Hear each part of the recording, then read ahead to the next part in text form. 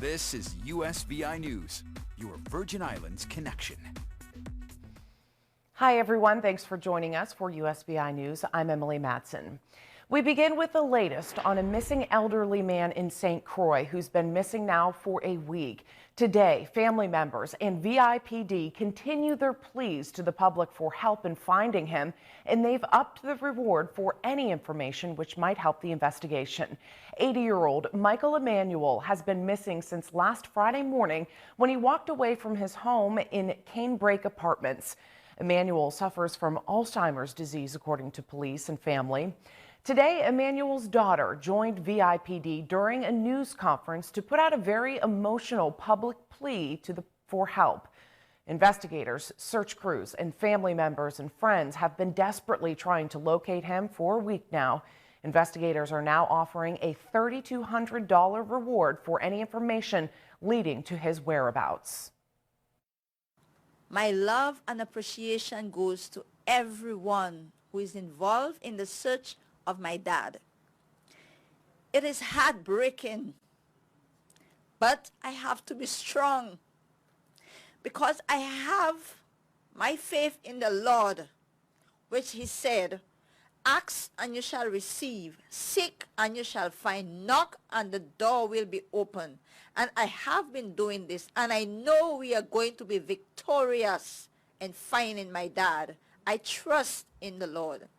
Again, the community, I am pleading, please, those of us who have not been out there, I am pleading on behalf of the family. Come out, please. We need your help. I am pleading on behalf of the family. It is heartbreaking.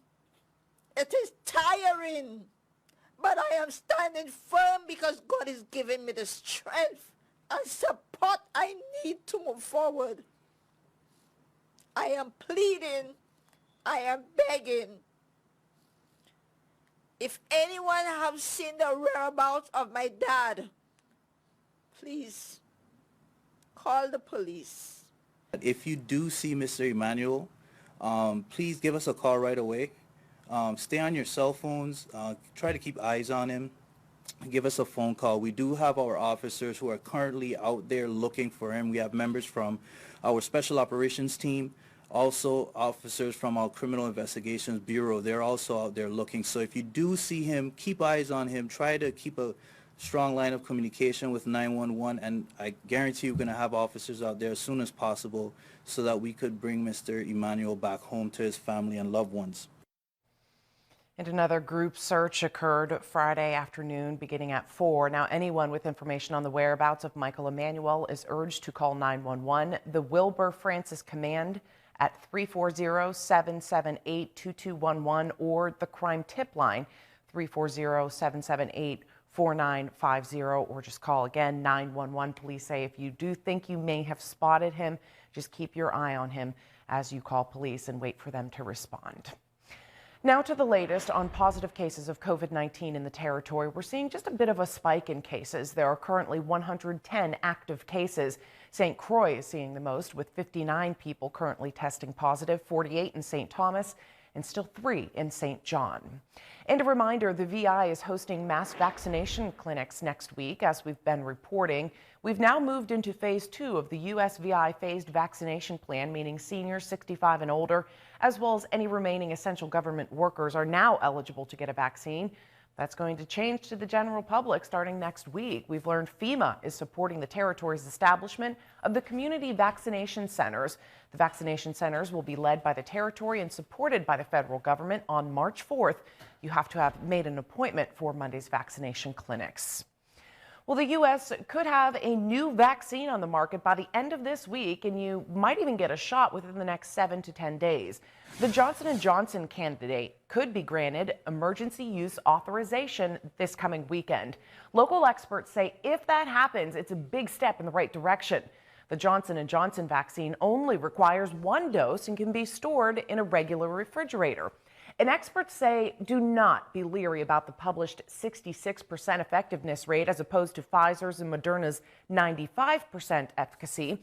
While that 66% may seem low, the vaccine was tested against variants and Pfizer and Moderna's were not. Plus, this vaccine is incredibly effective, almost perfect at preventing serious illness and death. If you look at the rates of preventing hospitalization and death, it goes up with the Johnson & Johnson vaccine. And that's what we're looking to prevent. We're trying to maintain this virus. We're not trying to eradicate it. That's not an achievable goal. Experts say the Johnson & Johnson vaccine could be a major step toward achieving herd immunity, with 20 million doses promised by the end of next month and 100 million by the end of June. Meantime, the FDA will allow the Pfizer-BioNTech coronavirus vaccine to be stored at standard freezer temperatures. This is big news. The FDA says it'll allow undiluted frozen vials of the vaccine to be transported and stored at temperatures that are common for pharmaceutical freezers and refrigerators for up to 2 weeks. The FDA says the alternative temperatures will help ease the burden of getting the ultra-low cold storage equipment, which is needed for the Pfizer vaccine previously. And it should also help get the vaccine to certainly many more sites. The vaccine had previously required to be stored in ultra-cold temperatures between -112 degrees Fahrenheit and -76 degrees Fahrenheit. So again, for 2 weeks, the FDA now says the Pfizer vaccine can be stored at regular temperatures for a regular refrigerator for pharmaceutical grades. Well, COVID-19 can certainly present an array of symptoms. Often the longest lasting is the loss of taste and smell. Phoebe Murray shares the experience of a few people still grappling with the issue and what one ear, nose, and throat specialist says may help.